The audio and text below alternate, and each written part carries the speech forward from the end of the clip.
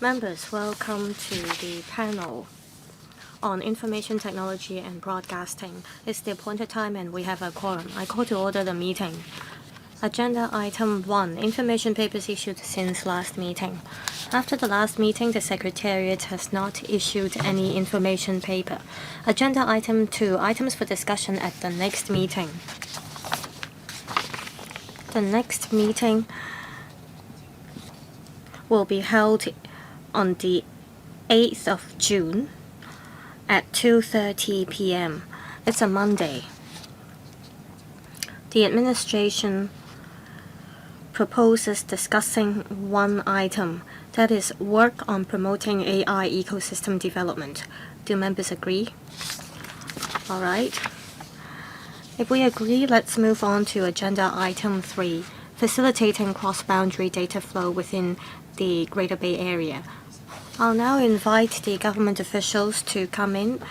With us today, we have Ms. Lillian Cheung, Undersecretary for Innovation, Technology and Industry, Mr. Daniel Cheung, Acting Commissioner for Digital Policy from the Digital Policy Office, Ms. Carrie Wu, Acting Deputy Commissioner from the DPO, and Mr. Francis Chang, Principal Assistant Secretary for Innovation, Technology and Industry. Please refer to LC paper number CB-2587/026-02 for the paper provided by the administration. As for the background brief prepared by the Legislative Council Secretariat and the PowerPoint presentation, they have been forwarded to members before the meeting.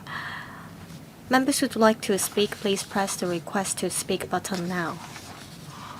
The government officials are all seated. I will first invite Ms. Lillian Cheung, Undersecretary, to walk us through the paper.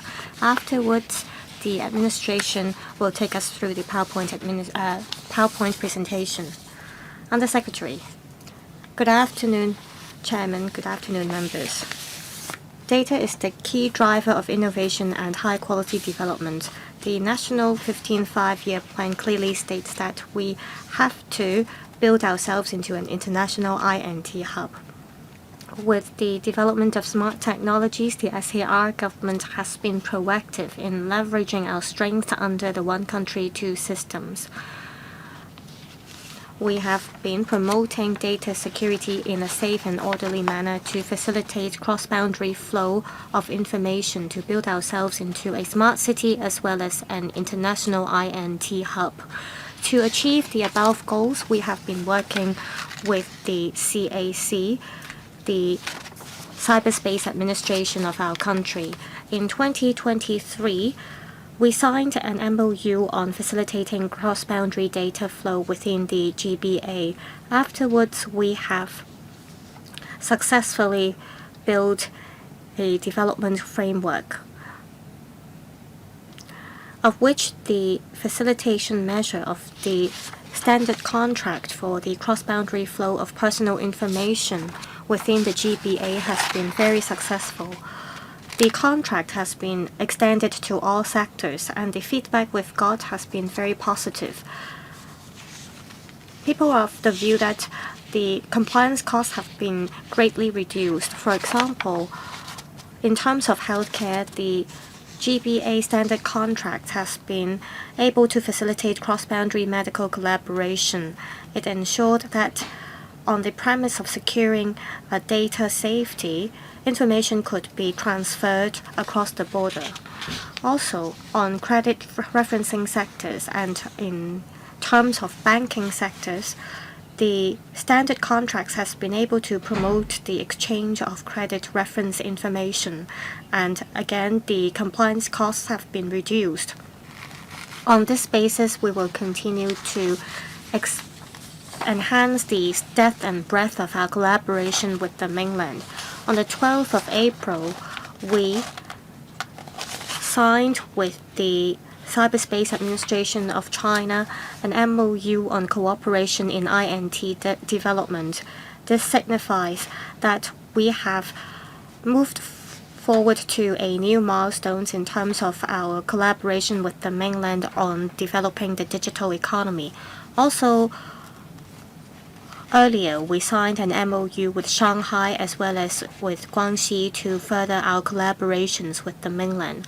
On the other hand, we are proactively exploring ways with relevant mainland authorities to pilot various facilitation measures in the Hetao-Shenzhen-Hong Kong Science and Technology Innovation Cooperation Zone to promote the development of frontier technologies. Now I will ask Ms. Carrie Wu, Acting Deputy Commissioner, to brief members on the details. Thank you. Ms. Wu, please. Chairman, members, good afternoon. The ITIB and the Cyberspace Administration of China signed the MOU on facilitating cross-boundary data flow within the GBA, and in December 2023, we launched a framework for the facilitation measure of the GBA standard contract. On the premise of ensuring data security, we, in a safe and orderly manner, promote the cross-boundary flow of information. Now I will brief members on the results we have achieved, our supervisory and publicity efforts, as well as the latest progress of facilitating cross-boundary transfer of data. In June 2023, we signed the MOU with CAC. In the same year, the ITIB launched the facilitation measure of the GBA standard contract. We invited the banking sector, the credit referencing sector, as well as healthcare sector to join the pilot scheme. The pilot scheme was smooth and we got positive feedback. Therefore, in November 2024, we extended the scheme to all sectors, and it has become a regularized scheme. All sectors can now enter into a standard contract on a voluntary basis to ensure cross-boundary flow of information, to promote cross-boundary services, and to promote integration and development of the GBA. This is a voluntary scheme, and it seeks to simplify compliance procedures. The standard contract sets out the obligations and responsibilities of the contractual parties, and both contractual parties have to make use of the same standardized template. Currently, the standard contract applies to 9 GBA cities, including Guangzhou, Shenzhen, Zhuhai, Foshan, Huizhou, Dongguan, Zhongshan, Jiangmen, Zhaoqing, and the Hong Kong SAR. It is worth noting that the personal information processors and recipients shall not transfer the information to other parties. Under the standard contract framework, when one provides the information, personal information protection impact assessment has to be carried out. And in the mainland, when information has to be provided to overseas parties, certain conditions have to be met. For example, information cannot be provided to more than 100,000 people. Through the standard contract, we have simplified 3 compliance procedures. First, the volume of personal information that could be transferred does not see any limitation now. Also, the key assessment areas of the personal information protection impact assessment has been simplified from 6 to 3.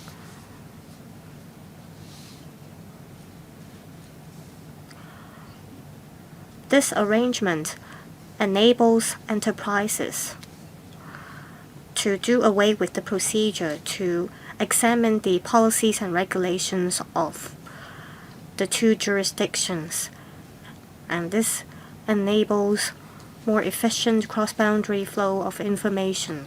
The standard contract also shortens the time of document checks in application filing from 15 working days to 10 working days.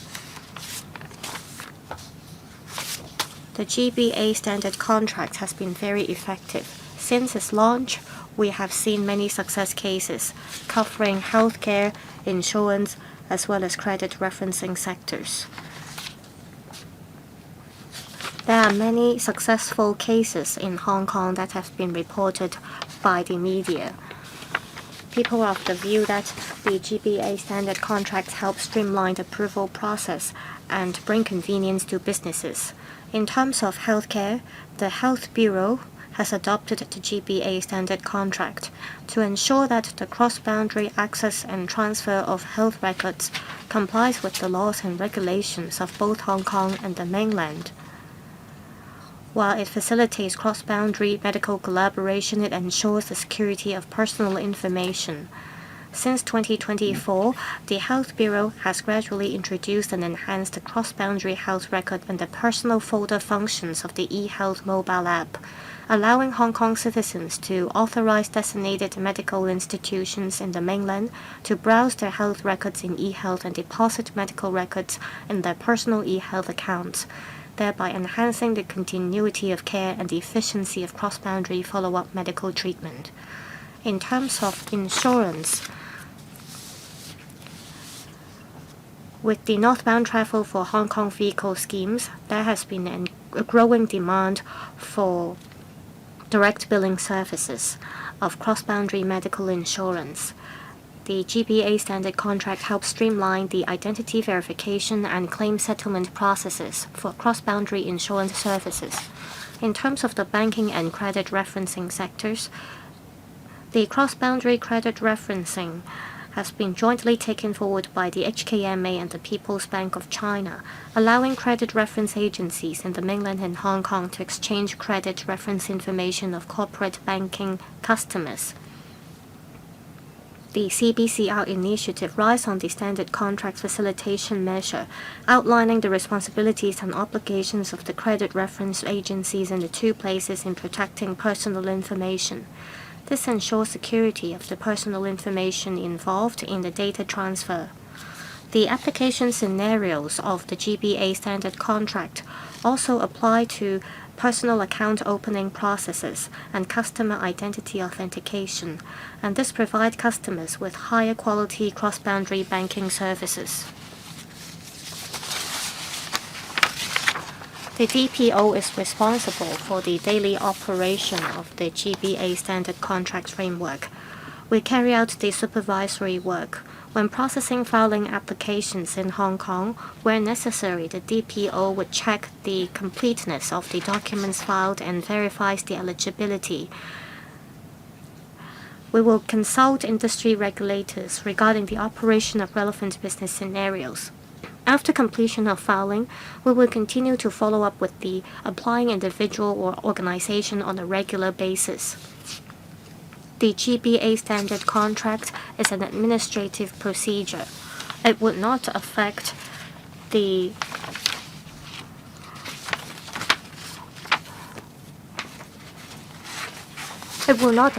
personal privacy ordinance. The DPO contains close communication with various parties. There is also a robust liaison mechanism in place. Also, we have built a regular communication mechanism with the CAC Guangdong so that we can exchange views with each other on the operation of the facilitation measure. The DPO will continue to put in place regulatory measures and provide clear guidelines where necessary.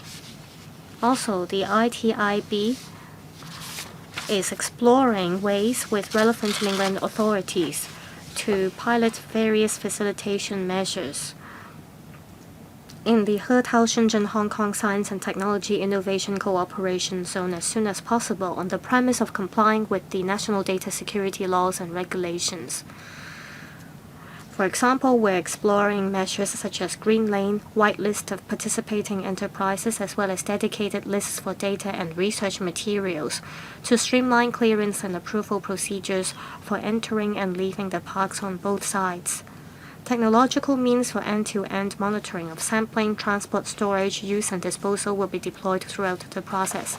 The SAR government has worked with Shenzhen to draw up concrete implementation proposals in respect of the cross-boundary flow of biological samples and data between the parks on both sides, covering the requirements for application, transportation, and storage.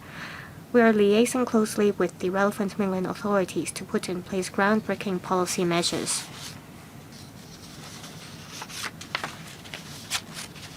We're also exploring expanding the measures to other places in the mainland. Last month, the ITIB and the CAC signed the MOU on cooperation in INT development, covering cross-boundary data flow and other areas such as AI, blockchain, cybersecurity, and so on. We want to promote a real economy with technological innovation as the main body and to drive better integration of Hong Kong into the overall national development. Last April and this February, the DPO signed an MOU with Shanghai and Guangxi respectively. There are the MOU on digital economy cooperation and the MOU on AI cooperation. We seek to step up collaboration with these places to promote INT. To deepen the sector's knowledge on the GBA standard contract, the DPO has, through various channels, promote the measures. For example, we have set up thematic websites and produced promotional videos. We have also organized briefing sessions, participated in seminars organized by industry organizations and professional bodies. We've disseminated information on social media and leveraged media interviews and featured stories to encourage more organizations to join the GBA standard contract framework. Since the launch of the facilitation measure, the DPO has participated in around 40 briefing sessions and seminars organized by industry organizations or professional bodies. That's all from me. Thank you. Now is the time for questions. I'll read out the order. First of all, Mr. Alvin Lee, Mr. Chan Xiu-Hong, then Mr. Wei Wang, Mr. Wu Wen-kit, Mr. Albert Chuan, Professor William Wong, Mr. Lee Kuan Yew, Mr. Lam Chen-sing, Mr. Robert Lee, Mr. Chan Yong, and Mr. Nick Chan. 11 members have pressed the button. 4 minutes per member, including question and answer. Mr. Alvin Lee, please. Thank you, Chairman. The GBA standard contract, when it was first implemented, only catered to industries with huge cross-boundary service demand, including the banking, cross-boundary credit referencing, and healthcare. In November in 2024, it covers other sectors. It is said that until April this year, 153 applications or filing applications have been processed. What about other industries? Including the INT, the publishing, and the education industries. We're just talking about filing status, but we don't know about how many cases have been processed. So is the progress within expectation?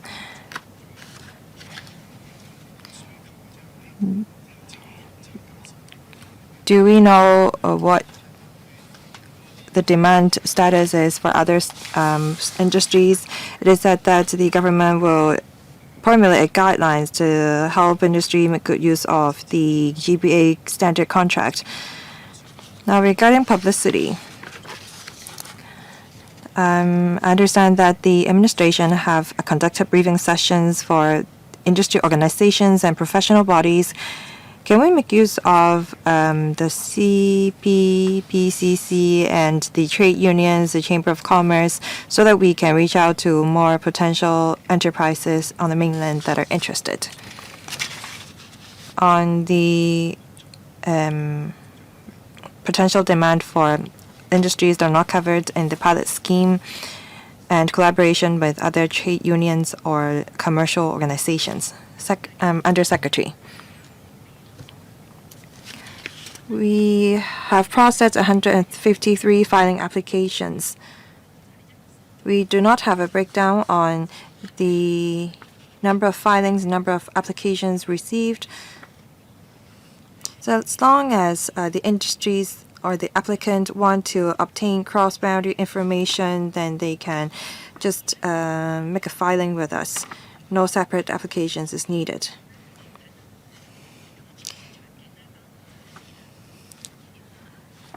Healthcare, banking industries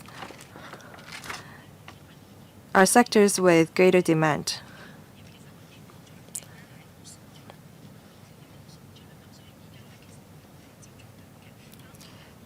Now we are reaching out to different industries. The DPO have been working on publicity.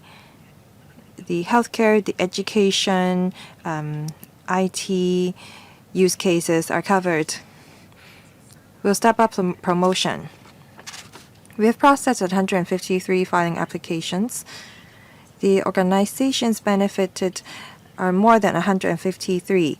In fact, over 1,000 local organizations benefited because this is a one-to-one-to-N mechanism.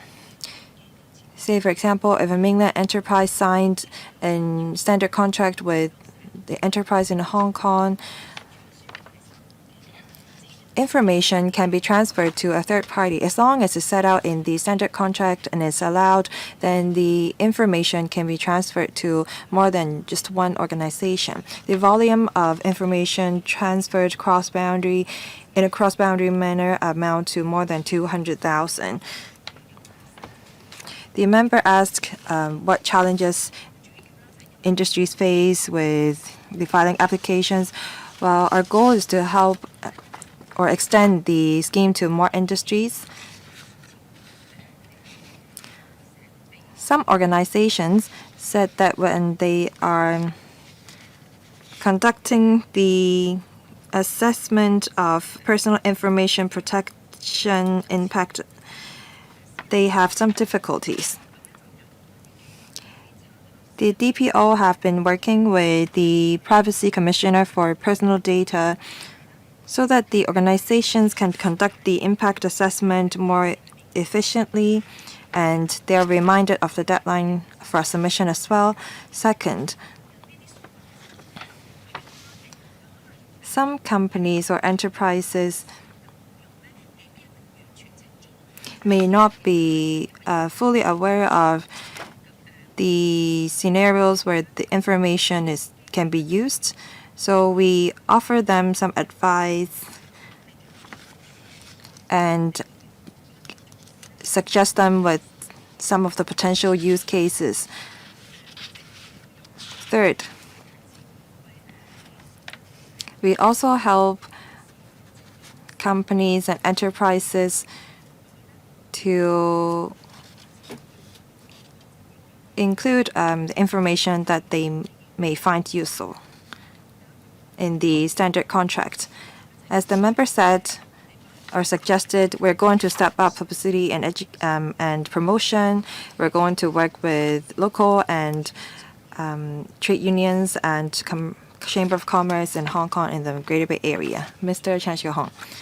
Thank you. In 2023, the government have been promoting the standard contract of GBA, and as of last month, the DPO have already processed 153 filing applications from the healthcare, banking and security sectors, so on and so forth. I have two groups of questions. First, it is said that the administration will deploy technological means for end-to-end monitoring of sampling, transport, storage, use, and disposal throughout the process. Enterprises may be worried about whether there is collection of sensitive business information throughout the monitoring process. And I wonder who is doing the monitoring.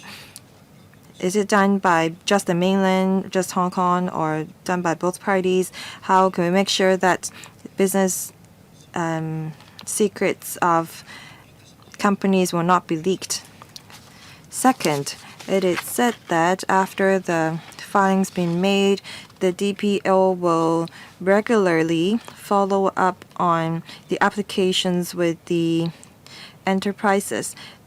They verify the eligibility of applying individual organization and to make sure that they store the information properly. So what does it mean by frequently or regularly?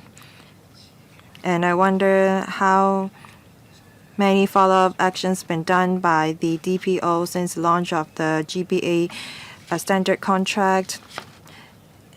Have we uncovered any non-compliance? And if there is any irregularities, what action would the DPO take? Will there be any penalty? Thank you. So 2 questions. How can we protect privacy? And second, what does it mean by regular follow-up?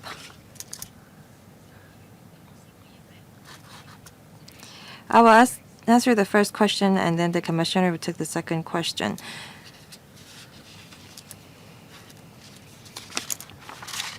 As for the Hetao Shenzhen Hong Kong Science and Technology Innovation Cooperation Zone, as for the end-to-end monitoring through the technological means, well, we want the Hetao Cooperation Zone to give full play to advantage of having 1 park, 2 rivers, and 1 zone, 2 parks.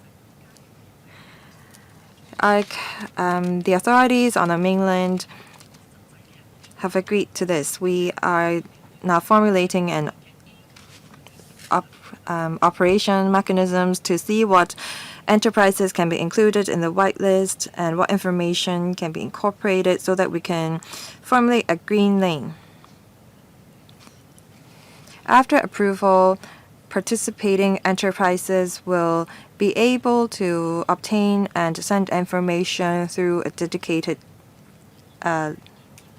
lane. Our initial idea is that perhaps through this dedicated data lane, the enterprises will be monitored through the collection to the disposal of data. We want to make sure that the enterprises involved will follow the pre-approved requirements. They may need to set up a data base or warehouse in Hong Kong, and they can only be accessed by dedicated personnel from that particular enterprise. So we're talking about specific data, no business sensitive information or data is involved. The reason why we want to make use of technology is to safeguard the security of data. The Acting Commissioner will take the second question. Thank you.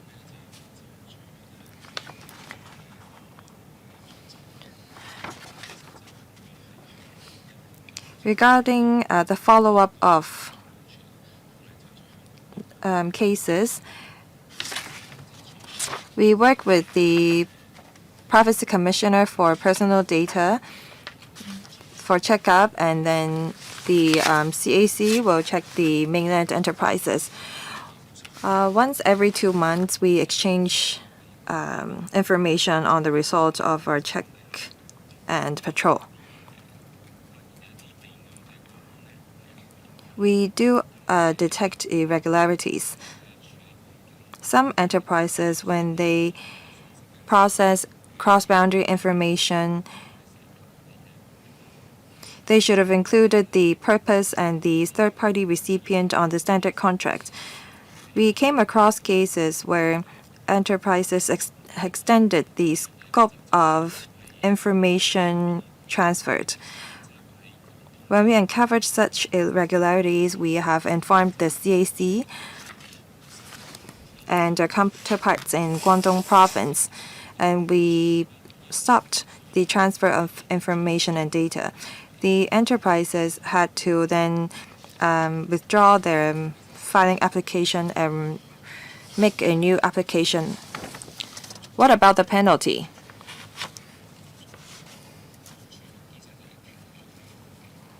we paused their filing, and we'll look into whether they have contravened the Personal Data Privacy Ordinance, and the relevant organizations will take follow-up action. 近年呢，政府推動 Mr. Ray Wong. The SAR government has been promoting the GBA standard contract as well as other certification platforms to facilitate cross-boundary flow of data. I was told by the industry that there is a gap in terms of the interpretation of the banks in Hong Kong and the mainland. Currently, the credit referencing in Hong Kong are based on financial information, but in mainland it is based on water, electricity bills, and so on. So in the mainland, even the data are transferred to the mainland cities, they do not have an official agency to examine the information. Because of the difference, a lot of factories with good reputation in Hong Kong, when applying to set up their production lines on the mainland, they could not pass the credit referencing test in the mainland. Therefore, the banks in the mainland would impose additional conditions or requirements on these factories, such as asking them to provide extra collaterals. The BPA and I has been calling for high-quality development and active alignment with the National 15th Five-Year Plan. I have a couple of suggestions. First, we should change the matrix. The HKMA as well as the People's Bank of China should work out a mechanism so that there could be mutual recognition of our credit referencing mechanism with that in the mainland. Also, other IoT data, for example, power consumption as well as other information, should be incorporated into the framework. This is a question about discrepancy of credit referencing regimes in both places. Under Secretary, we've heard the members' views. We will reflect the comment to the FSTB as well as the HKMA.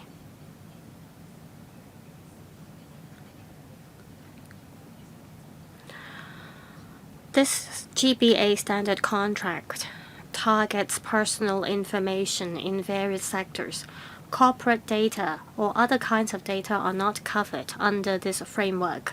It's not that we do not want to cover other data. It's just that we want to launch this facilitation measure first, and where possible, we may extend this measure to cover data of other kinds. We will proactively talk to the mainland authorities to provide greater convenience to businesses. In terms of credit referencing sectors have been joining the framework very proactively.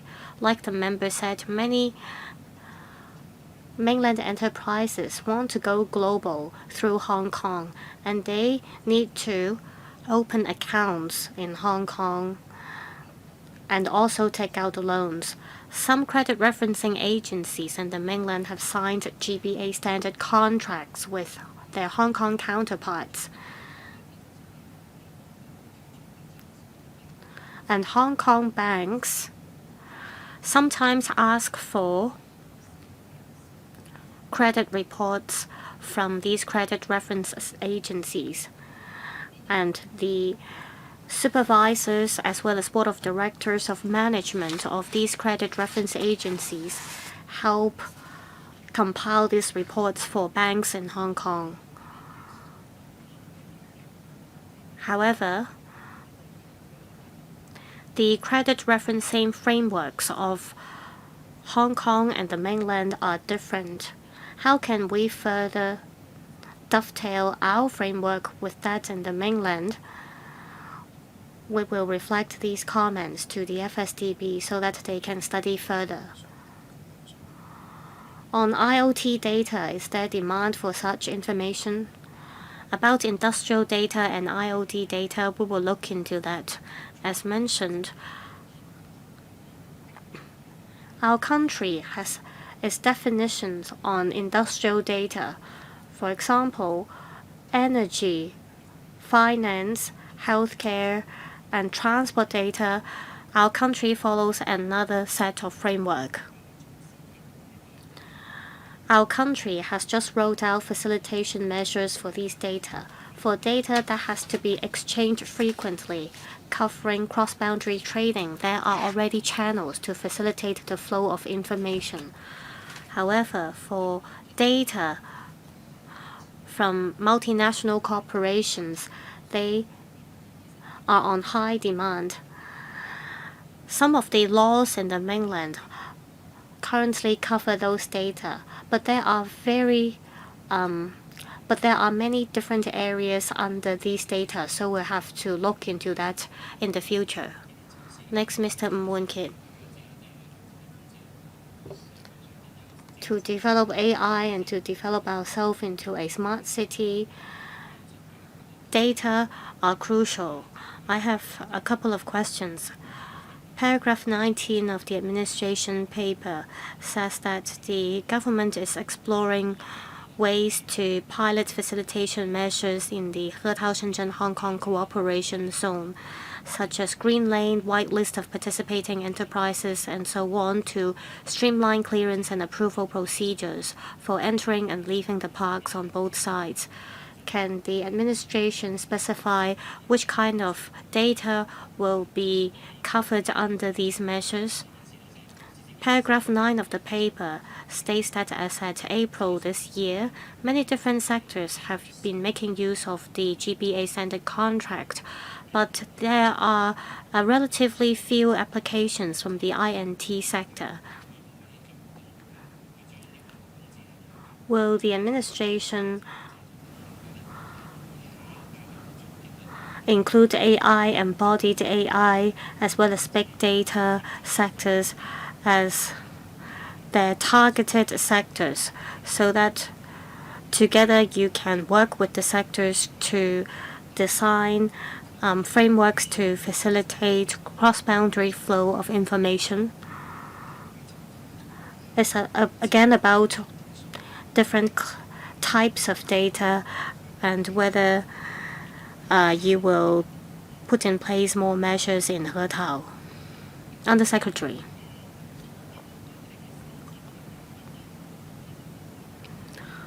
In terms of what kind of organizations and data could be incorporated under the framework in Hetao, we are in talks with the Shenzhen authorities. However, we'll have to look at the actual operation. I believe that the measures will be rolled out on a pilot basis first. The data will mainly be R&D data to start with, because we want to build ourselves into a transformation hub. Also, we want to focus on biological data. This is because we want to promote ourselves as a life and health science hub. During the pilot phase, both mainland and Hong Kong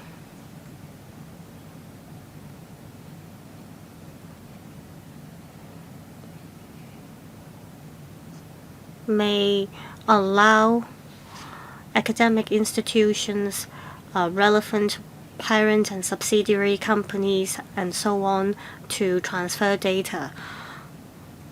We will run a pilot scheme on several cases first. Afterwards, we will expand the scheme to other types of institutions or sectors.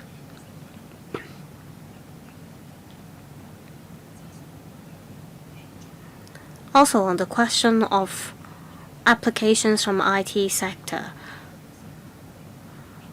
we do not maintain the breakdown based on the sectors. For example, there might be HR companies from the mainland asking for information, but they do not fall under a specific sector.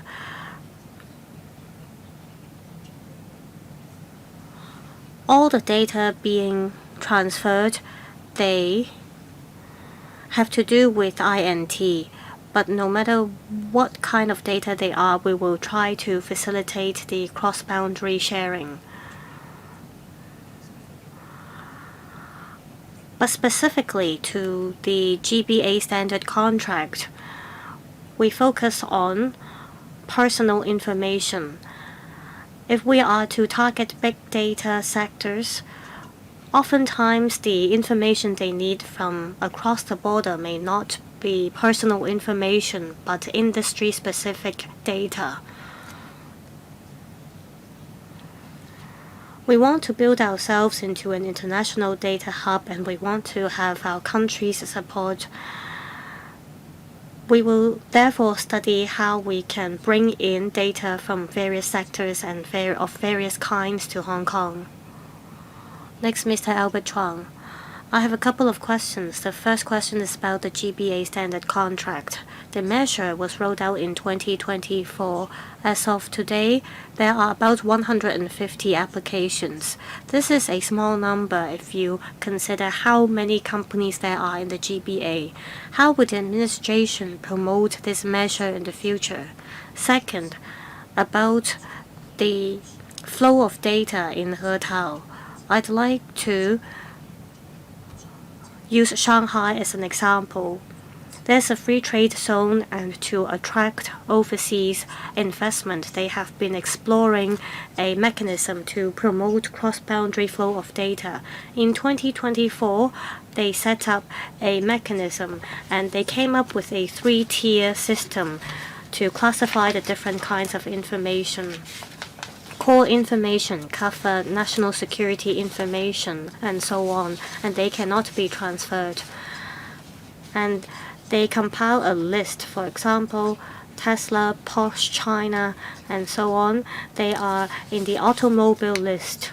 Hetao is a pilot point in the northern metropolis, and it can be a demonstration zone showing different sectors how we can manage cross-boundary flow of data. Then we can apply this model to other parts of the northern metropolis, including the Sentian Technopole. Will the administration consider adopting the same tiered mechanism to classify the different kinds of data? And also, will you come up with a list of data that could be transferred across the border?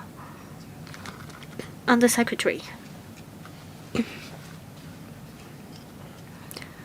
I thank Mr. Chuang for the questions. The member mentioned 153 applications. As mentioned, among the 153 applications we received, they involve over 1,000 enterprises, and as well as hundreds and thousands of personal information. So these applications cover actually a very wide area. In the future, we will promote and come up with more facilitation measures.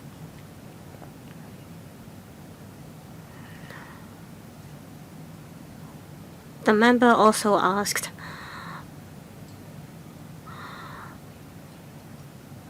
about our publicity efforts. We will work with different chambers of commerce as well as SMEs. If we come across any cases with disputes, we will stick to the liaison mechanism we have.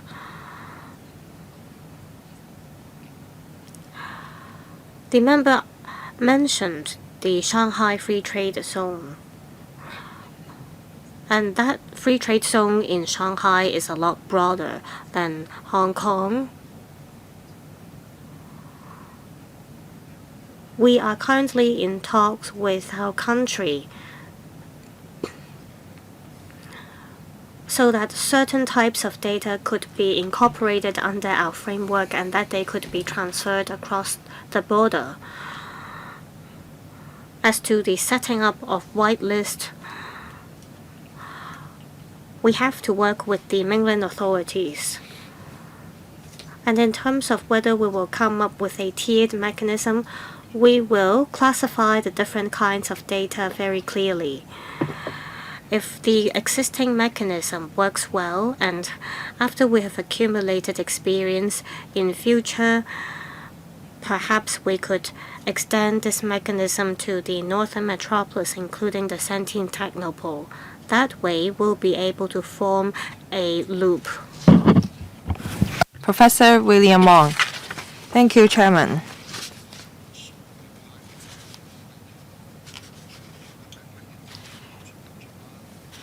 There is a framework to regulate the cross-boundary data flow within the Greater Bay Area. There is clear regulations on collection of information. As long as personal information and key data is not involved, then the key assessment can be exempted. So what does key data mean? This may be rather vague for enterprises. When they're unclear about the regulations, they may need to go to the government for assessment. This may increase the burden and workload of the government. I wonder how the administration will assist the enterprises understanding what key data means. Do we have any guidelines or negative lists for the enterprises for reference? I also have a suggestion.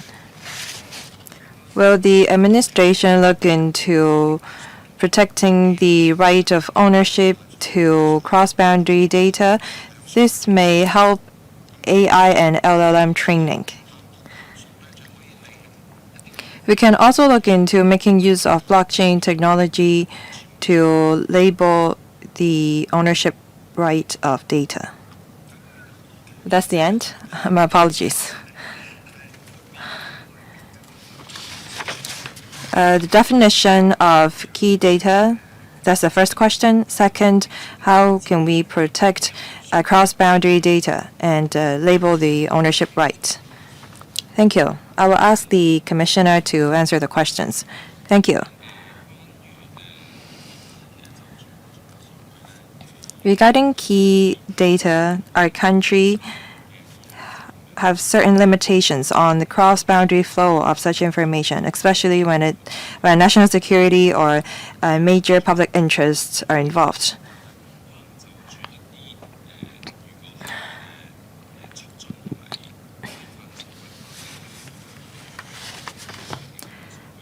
For data under facilitation measures, say, for example, on the 22nd of March 2024, our country have included certain scenarios such as cross-boundary shopping, cross-boundary payment, cross-boundary account opening, ticket and hotel booking.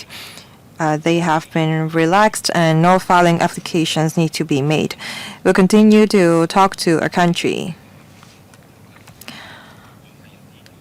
Regarding Greater Bay Area standard contract, if key data is involved, then it cannot be processed under the relevant contract. The cross-boundary ownership right of cross-boundary data. Under the Greater Bay Area standard contract, we ask the contractual parties to set out clearly the use cases, the recipient,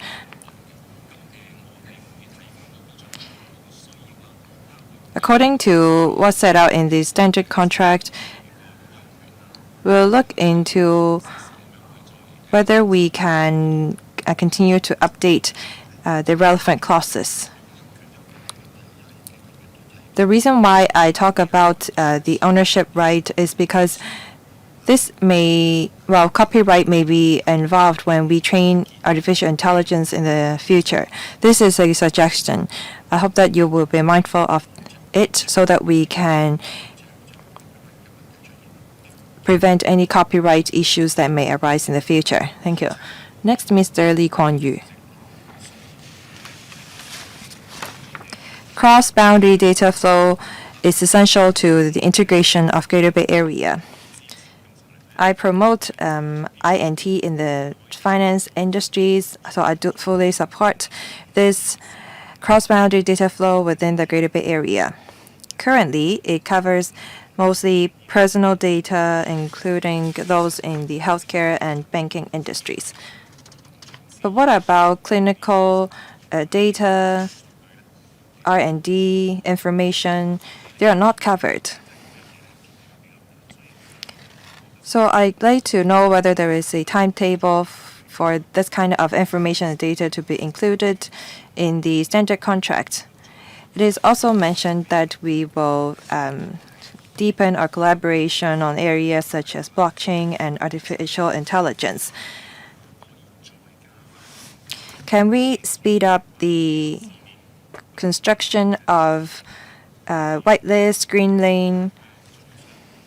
Maybe we can start from a one-way collaboration and then proceed to two-way collaboration. There is a greater demand for computing power given the growth of artificial intelligence. I wonder if the administration will make reference to our country's strategy to create a pilot locations in Hong Kong so that our enterprises can plan for the computing facilities and perhaps have it established in the Greater Bay Area to enhance cost effectiveness.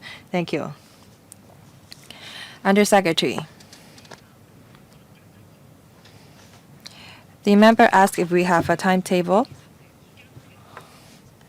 Now, personal data is involved in the facilitation measure. The member wants us to extend the arrangement to enterprise and research and development data. We have been talking to the country about that. We want to pilot it in Hetao Zone. When we have accumulated experience in the Hetao Cooperation Zone and we can make sure that it's safe, we may consider extending it to some other data categories. And we believe that's possible, and that's what we're working towards. Hopefully, within this year, we can start the pilot in Hetao Cooperation Zone before we take the next steps. When I answered Mr. Zhang's question, I talked about how our country is facilitating the cross-boundary flow of data. Apart from the standard contract in March 2024, the CAC implemented the provisions on promoting and regulating cross-border data flow. For data generated and collected in activities such as academic collaboration and cross-border manufacturing, as long as it does not contain any personal information or important data, is exempted from declaration of security assessment for the outbound flow of data. So our country is also removing barriers. This facilitates a regular flow of INT data. How can we extend it further? We are working on it. On cross-boundary computing power, we understand that artificial intelligence will promote the transform and upgrade of many industries. Hong Kong will seize the opportunities. We have Sandy Ridge Beta Cluster. So we will continue to plan for computing power. Thank you. I will extend the meeting by 15 minutes because 4 members are waiting to speak. Mr. Lam Chansing.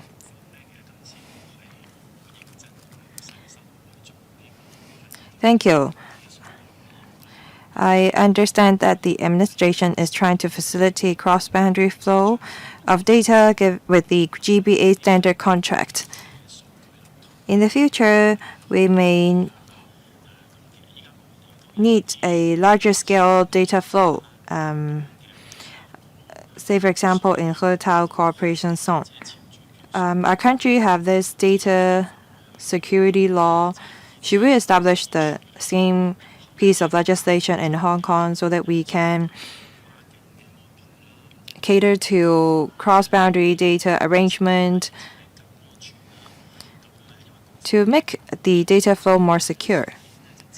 The administration said that they subsidize universities in looking into formulating a data security law, and I wonder if we have a plan for the legislation.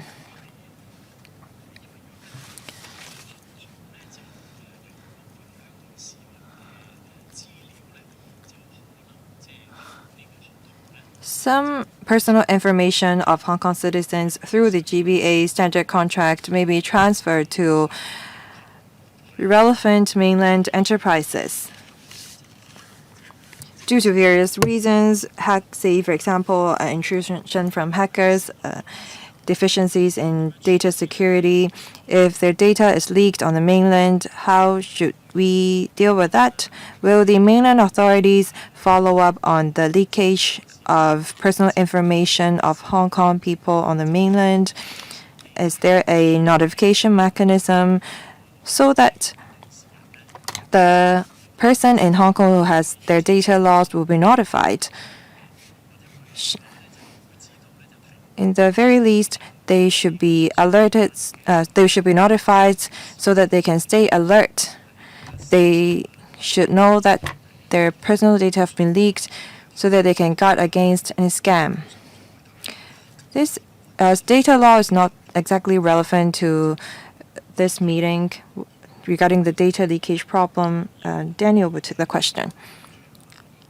Thank you. Regarding the notification mechanism, if data is stored with the recipient under the Greater Bay Area standard contract, and if there is any data leakage, we do have a notification mechanism on both sides. That is to say, when there is data leakage on the recipient party, they will have to inform the mainland authorities. In Hong Kong, is the DPO, in Guangdong is the CAC Guangdong.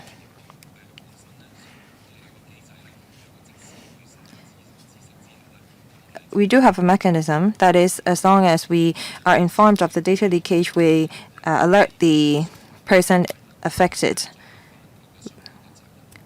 And we will also pursue responsibilities according to the laws on the mainland and Hong Kong. Mr. Robert Lee. Thank you. I thank the administration for the briefing on the facilitation measure. It is said that as of April this year, the DPO has processed 153 filing applications under the GBA standard contract. 20 applications are from the banking and securities sector. I'd like to ask about what use cases are involved in the applications filed by the security sector. By having the GBA standard contract, we want to facilitate cross-boundary flow of data so that it's easier for customers to open a bank account. It facilitates identity verification. This is how we can provide a quality banking service.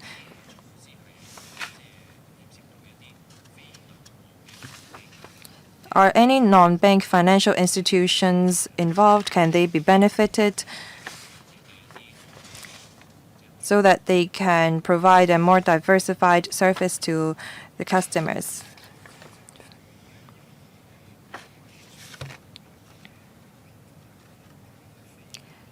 On the data requested from the security sector, and if there is any applications filed by non-bank financial institutions, Under Secretary. Thank you, Chairman. Thank you, Mr. Lee.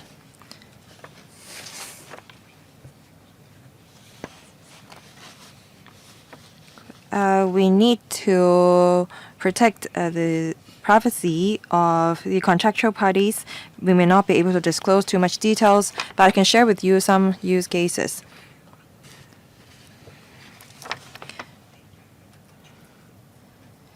There may be a mainland securities companies owning a subsidiary in Hong Kong.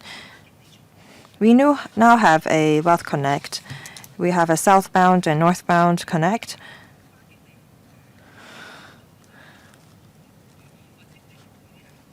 account opening may be involved. When securities firms want to provide a better service, they may need to obtain customer information. They need to know if the customer is an eligible investor, their portfolio, the amount in their account, so on and so forth.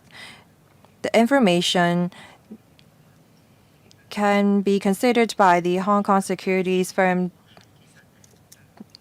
so that they can consider whether an account can be opened for the relevant customer. So when both the Hong Kong and mainland securities firm have signed the standard contracts, then the data can be transferred from the mainland to Hong Kong securities firm to facilitate business.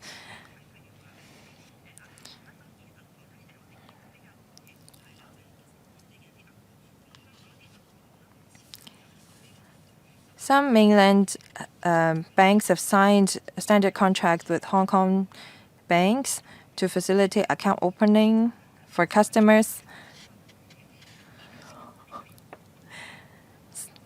For insurance sector,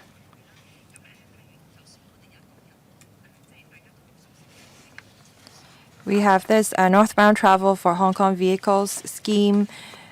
Drivers need to take out insurance. Some drivers take out insurance on the mainland with mainland insurance companies. After the vehicle is examined in Hong Kong, with the standard contract, they can directly take out insurance on the mainland. So cross-boundary flow of personal data is involved. This will help streamline claim settlement process. So we see Hong Kong and mainland insurance agency signing the GBA standard contract. With the consent of the customer, their data can be transferred from Hong Kong to the mainland and from mainland to Hong Kong. This will facilitate the direct billing service.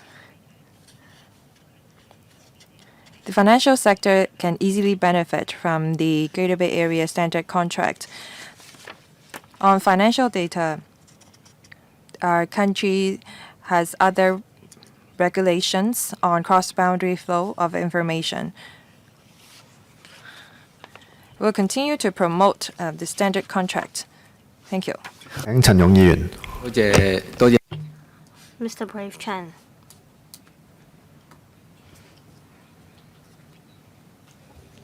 I thank the Principal Assistant Secretary as well as the Commissioner. Data is a key driver for the financial and the INT sectors. The DPO has already processed 153 filing applications. This is very encouraging. And the time for checking documents have also been shortened from 15 working days to 10 working days. I want to know if you can further streamline the process to boost efficiency. Second, to facilitate cross-boundary flow of information, well, like the US said, the end of AI is computing power, and the end of computing power is electricity and power.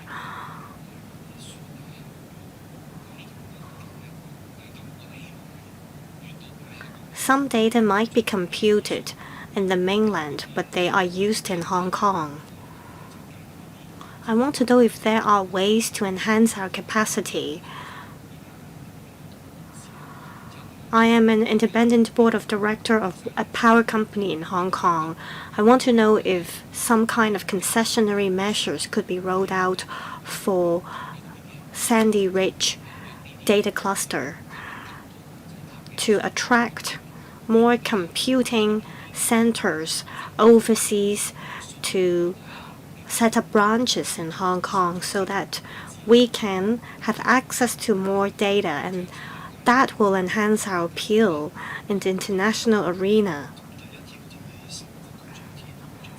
The first question is whether the processing time can further be shortened. And second, about concessionary measures to facilitate cross-boundary flow of data. As mentioned by the Undersecretary, corporate data is another realm. I'll ask the Commissioner to respond to the first part of the questions first. Thank you. We have accumulated a few years of experience with this GBA standard contract framework. We see that some organizations have faced challenges when submitting applications. For example, we were told by enterprises that during their application process, when they try to file an application and when they try to carry out a protection impact assessment test, they face certain challenges and difficulties. That's why we've come up with a standardized contract, and we have rolled out guidelines to tell enterprises how to conduct protection data impact assessment. The guidelines will help enterprises address their challenges. On the standard contract, applicants will have to state clearly the application scenarios. And therefore, we have offered our advice when we receive applications from them. They can draw reference from our templates to state the application scenarios. And all these procedures help shorten the application processing time. And when necessary, applicants could tell us their challenges and we can make further improvements. Undersecretary, I thank Mr. Chen for the suggestions. I think they are some very good ideas. I know that Mr. Chen has been concerned about computing power as well as electricity cost. Overall speaking, we want to reduce the compliance cost of enterprises so that they can make use of quality computing power. We seek to reduce compliance costs and help enterprises enhance efficiency so that we can make better use of our resources. That way, we can develop Hong Kong into an international data hub, and we can build ourselves into an AI center as well. We're moving towards this direction. A few years ago, we developed a data center, computing center in the cyberport with 3,000 petaflops. And a few years later, there will be another data cluster at Sandy Ridge with 180,000 petaflops of computing power. So we are very determined in this regard. Do we have enough computing power to cope with the development needs of the industry? Well, the Sandy Ridge data cluster will see very advanced computing power, and this cluster will attract overseas AI tech companies to make use of our computing power.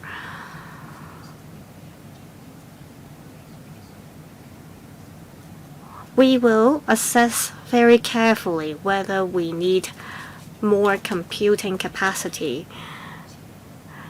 But in terms of our current planning for the Sandy Ridge data cluster, we're confident that it will be built into a regional data hub.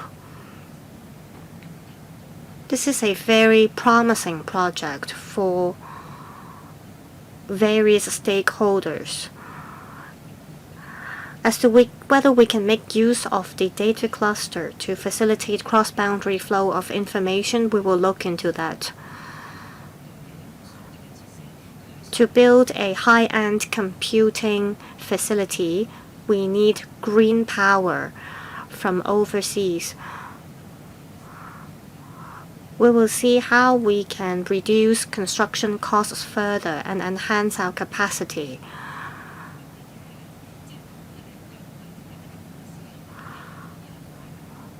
When we have achieved breakthroughs, we will report them to members. Next, Mr. Nick Chen. The SAR government has worked ceaselessly to promote cross-boundary data flow within the GBA. I thank the Undersecretary as well as the Commissioner for their efforts. Not just the IT sector, but industrial sectors need this measure. I'd like to ask about paragraph 14 of the background brief. As mainland develops the data trading sector, there are more and more trading of data. With more trading, there will be more disputes.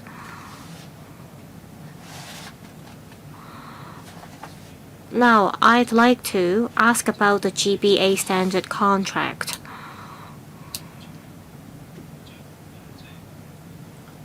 It's a comprehensive mechanism. However, I don't see in the standard contract how disputes should be resolved whenever there are issues.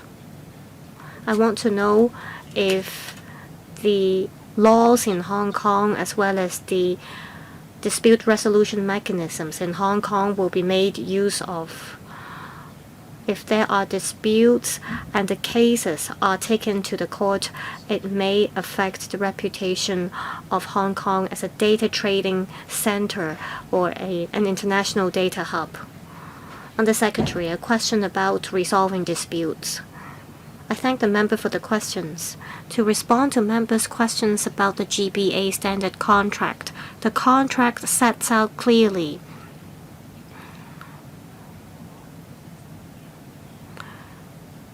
the responsibilities and obligations that both contractual parties, including the Hong Kong side and the mainland side, or any third-party organizations, have to comply with. It also sets out clearly the kind of data to be transferred, how the data should be stored, and that the data cannot be transferred out of the GBA. All these standards are set out clearly in the standard contract. If contractual parties enter into such a contract, there shouldn't be any disputes. This is because if there are disputes, both parties will not enter into the contract. Before signing the contract, contractual parties, including the one that transfer data out, it will have to carry out a personal information protection impact assessment. And as the Commissioner said, the DPO as well as the CAC Guangdong provides advisory services, telling potential contractual parties what application scenarios there are. So contractual parties will only enter into the standard contract when they have reached an agreement. Cross-boundary data may involve industry-specific information, and I understand that there might be disputes from both contractual parties, and where there are disputes, we should encourage both parties to make use of the professional services in Hong Kong. In future, if we can help promote our services and leverage our strengths to support the development of the GBA, we'll definitely do so. Well, in the interest of time, I will only make a comment. Like other members, I support the SAR government's effort in promoting cross-boundary data flow within the GBA. This benefits members of the public in, for example, property transactions, access to healthcare information, and so on. So I recognize the administration's effort. The member asked about two-way flow of data. A lot of times, people from Hong Kong, if they want to see a doctor, they can have access to the mainland system, but we need reciprocal system as well. We're wrapping up this item now. Any other business? There being no further matters, meeting adjourned. Thank you.